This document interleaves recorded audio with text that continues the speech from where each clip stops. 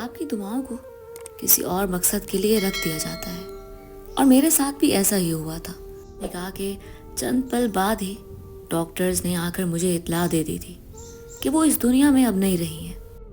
اور جب ڈاکٹر مجھے یہ بول کر گئے تھے تب مجھے ایسا محسوس ہوتا تھا جیسے میرے قدموں تلے سے زمین نکل گئی ہو، میرا سب کچھ برباد ہو گیا ہو۔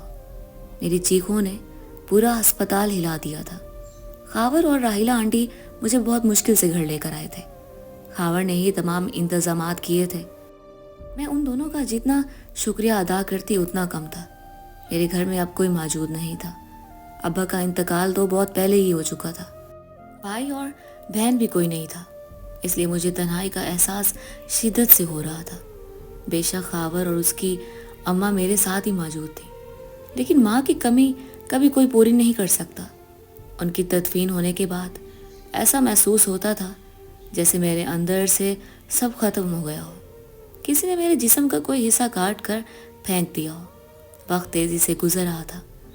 راحیلہ آنٹی میرے ساتھ ہی ٹھہری ہوئی تھی، حالانکہ ان کے بچے تھے، لیکن اس کے باوجود اس خاتون نے میرا ساتھ نہیں چھوڑا تھا۔ خاور بھی مجھ سے ملنے کے لیے آتے رہتے تھے، لیکن ہم دونوں کے درمیان ایک بہت بڑا فاصلہ تھا جس کو ابھی تک میں نے قائم کیا ہوا تھا۔ وہ اکثر میرے قریب آنے کی کوشش کرتے تھے، میرے پاس بیٹھ کر باتیں کرنے کی کوشش کرتے تھے، لیکن میں بالکل گمسم رہتی تھی۔ آخر کو میری ماں مجھے بھری دنیا میں چھوڑ کر چلی گئی تھی۔ میں بھلا کیا ہی کسی سے بات کرتی۔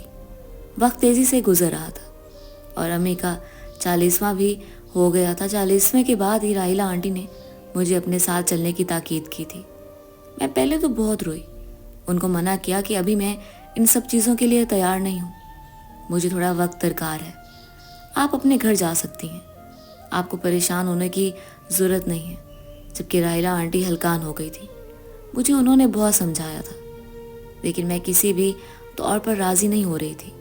تھک ہار کر وہ بھی گھر چلی گئی تھی اور میں اپنے گھر میں بالکل تنہا رہ گئی تھی۔ مجھے امی کی کمی شدت سے محسوس ہو رہی تھی۔ بچپن سے میں نے اپنی اماں کا ساتھ پایا تھا، اب ان کی جدائی مجھے اندر ہی اندر مارنے کے در پر آ گئی تھی۔ مجھے ہمیشہ سے اکیلے گھر میں ڈر لگتا تھا، اور یہ بات کسی کو معلوم نہیں تھی سوائے میری اماں کے۔ راحیلہ آنٹی کے جانے کے بعد میری حالت غیر ہونے لگی تھی۔ دن بھر تو بہت آسانی سے کٹ گیا تھا، لیکن رات ہوتے ہی میرے ہاتھ پاؤں بری طرح پھولنے شروع ہو گئے تھے۔ میں اپنے اللہ سے دعا کر رہی تھی کہ کچھ بھی کر کے میرے لیے کوئی سہارا بھیج دو، ورنہ میں اس گھر کے اندر گھٹ گھٹ کر ہی مر جاؤں گی۔ اور بعض اوقات شدت سے مانگی ہوئی دعائیں قبول ہو جاتی ہیں۔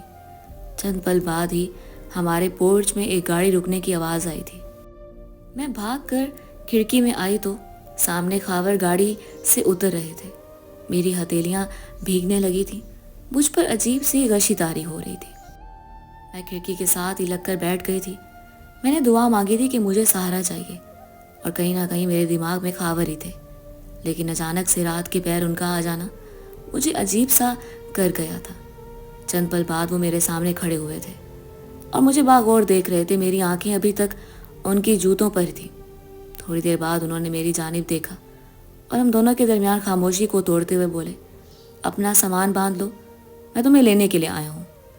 میں نے ایک نگاہ ان کے وجود پر ڈالی اور سہمے ہوئے انداز میں بولی، آپ کے ساتھ نہیں جانا چاہتی، میں ابھی یہی رہنا چاہتی ہوں، میں ابھی ان سب چیزوں کے لیے تیار نہیں ہوں۔ جبکہ وہ مجھے دیکھتے ہوئے بولے، میں نے تم سے یہ نہیں پوچھا کہ تم چلنا چاہتی ہو یا نہیں، میں نے تمہیں حکم دیا ہے کہ اپنا سامان باندھو اور میرے ساتھ چلو۔ جبکہ میری آنکھوں میں اب نمکین پانی جمع ہونا شروع ہو گیا تھا۔ ان کے اتنے سرد انداز سے مجھے رونا آ رہا تھا، لیکن میں ان کی بات کو نہیں ٹال سکتی تھی، کیونکہ کئی بار اماں نے باتوں ہی باتوں میں مجھے یہ بھی بتایا تھا کہ خاور کو بہت غصہ آتا ہے، اور اگر ایک بار اس کا دماغ گرم ہو جائے تو پھر سامنے کوئی بھی ہو، کیوں نہ ہو، وہ اگلے کی دھچیاں اڑا دیتا ہے۔ اور میں ان سب چیزوں سے بہت خوف کھاتی تھی۔ میں بہت حساس لڑکی تھی، ہمیشہ امی کی آغوش میں رہنے والی، اور اب ان کی آغوش چھن جانے کے بعد میرے پاس کوئی سہارا نہیں بچا تھا۔ میں نے روتے روتے اپنا سامان سمیٹنا شروع کر دیا تھا۔ تقریباً 1 گھنٹے کی محنت کے بعد میں اپنے 2 بیگ تیار کر چکی تھی۔ خاور نے صاف کہہ دیا تھا کہ اب تم دوبارہ اس گھر میں قدم نہیں رکھو گی، اس لیے جو بھی سامان ہے ابھی ہی لے لو. میں دوبارہ تمہیں یہاں آنے کی اجازت نہیں دوں گا.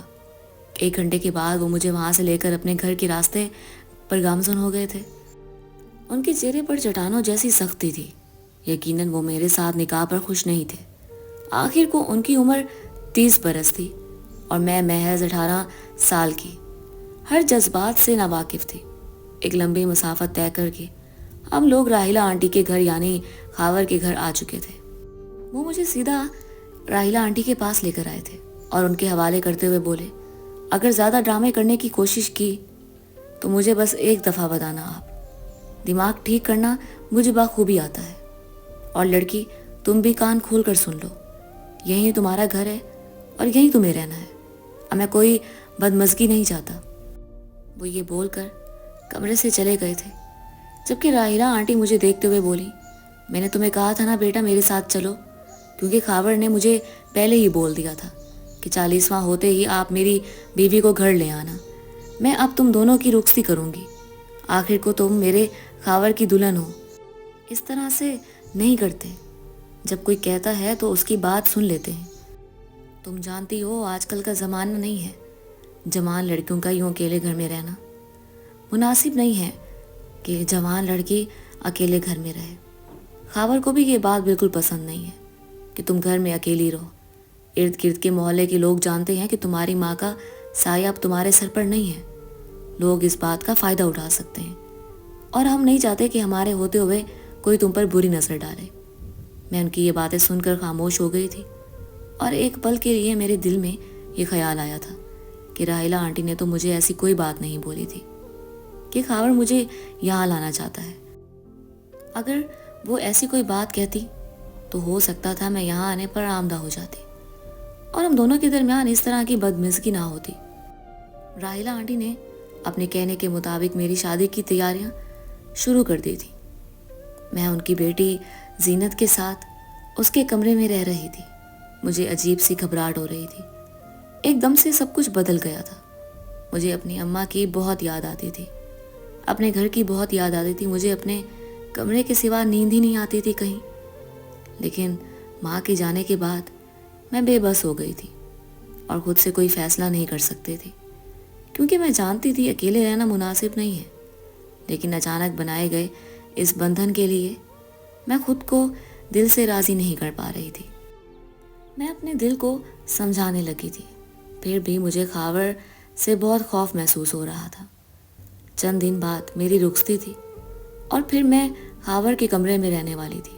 یہ سوچ آتے ہی میری ہتھیلیاں بھیگنا شروع ہو جاتی تھیں. زینت مجھ سے عمر میں بڑی تھی اور کافی سمجھدار بھی. شادی سے 1 ہفتہ پہلے میں کافی گھبرائی ہوئی تھی. زینت نے میرے چہرے کی پریشانی بھانپ لی تھی. کئی بار اس نے مجھ سے بات کرنے کی کوشش کی تھی, لیکن میری حالت ایسی تھی جیسے کاٹو تو بدن میں خون نہیں. میں بالکل چپ چاپ اپنی جگہ پر بیٹھی ہوئی تھی اور یہی بات شاید اسے شک میں مبتلا کر رہی تھی. وہ میرے پاس آ کر بیٹھ گئی. نیچے گھر مہمانوں سے بھرا ہوا تھا اور میں زینت کے کمرے میں دبک کر بیٹھی ہوئی تھی. وہ میرے ہاتھ پر اپنا ہاتھ رکھتے ہوئے بولی, کیا ہوا ہے تمہیں مریم؟ اتنا پریشان کیوں نظر آ رہی ہو؟ اگر کوئی مسئلہ ہے تو مجھے بتاؤ, میں تمہاری مدد کروں گی, لیکن اتنا ہلکان مت ہو.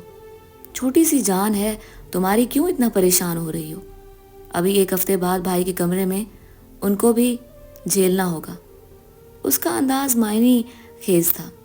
جبکہ میں بے ساختہ رونے لگی تھی, وہ مجھے روتا دیکھ کر پریشان ہو گئی تھی اور اپنے ساتھ لگاتے ہوئے بولی, اللہ کیا ہو گیا ہے تمہیں؟ اتنا کیوں رو رہی ہو؟ میں نے تمہیں مارا تھوڑی ہے. جبکہ میں مزید شدت سے رو رہی تھی. وہ بری طرح گھبرا گئی تھی اور مجھے اپنے سینے سے لگاتے ہوئے بولی, گڑیا بتاؤ تو صحیح کیا ہوا ہے؟ اتنا رونے کا اصل مقصد کیا ہے؟ جبکہ میں روتے روتے بولی, آپ ہی مجھے خاور سے ڈر لگتا ہے. وہ ایک جھٹکے سے مجھ سے علیحدہ ہوئی اور میری جانب دیکھتے ہوئے بولی, ارے مریم پاگل ہو گئی ہو؟ میرا بھائی بہت اچھا ہے, تم پریشان مت ہو, تمہارے سارے سکھ دکھ بانٹ لے گا. جبکہ میں مزید رونے لگی. وہ میری بات کو سمجھ نہیں پا رہی تھی. میں ہمیشہ ہی شادی کے نام سے ڈرتی آئی تھی اور مجھے معلوم تھا یہ بڑی عمر کے مرد چھوٹی عمر کی لڑکیوں کو چھوڑتے نہیں ہیں, ان پر حکم چلاتے ہیں اور ان کو ہمیشہ دبا کر رکھتے ہیں مجھے نہیں لگتا تھا میں اتنی سختیاں جھیل پاؤں گی، اور یہی سب چیزیں سوچ سوچ کر میری حالت خراب ہو رہی تھی۔ وہ مجھے تھوڑی دیر حوصلہ دے کر نیچے ہی چلی گئی تھی۔